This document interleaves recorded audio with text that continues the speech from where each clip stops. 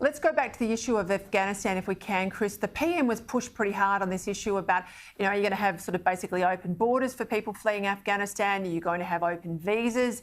Are you going to allow everybody here, security checked or not, to stay? He was very, very firm.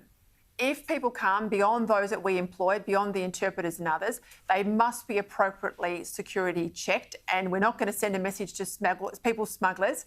A lot of the people that came in the Rudd-Gillard years were unaccompanied young Afghan men.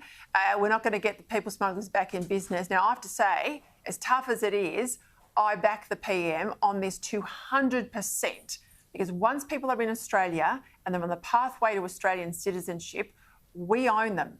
So we've got to have all the appropriate background checks, absolutely. What do you think? Yeah, well, we've got to bring the right people into the country, and especially those who have been loyal to us throughout these 2 decades. They're the ones that deserve priority. They're the ones that we'll take. And he said today, more than 3,000 humanitarian visas. That, according to our population, is as generous as what's occurring in the United States and as generous as what Canada intends to do in terms of taking Afghanis from here on in. So we're doing our bit. Don't let anyone tell us that we're not doing our bit, as we mostly do when it comes to humanitarian demand. But I think he knows that he has to say this to potential people smugglers, because there will be scores, 10,000, 20,000 Afghan people fleeing that part of the world and looking for a people smuggler to do business with. That will restart again. And he obviously knows that, and they're desperate to get out of that joint. And you can understand why, but we've got to retain that firm foundation stone in the policy. Otherwise, the policy isn't worth anything it's written on. Oh, spot on. And we're about to face a federal election. Chris Bowen, who has the record for the most arrivals on his watch, he's still there on the Labor front bench. Labor are weak. Albanese is weak on border protection. And I know, you want your heart to rule you on these sorts of things, but you absolutely run border protection with your head. You're not callous, your heart's not disappearing out of it, but it's fairness and your brain, unlike where Labor left us. I've got to point out too, Gleeson, Biden, slow off the blocks in many senses, but it took him 3 days to pick up the phone to ring a single foreign leader, and he obviously rang Boris Johnson. There'll be a special G7 meeting planned for next week.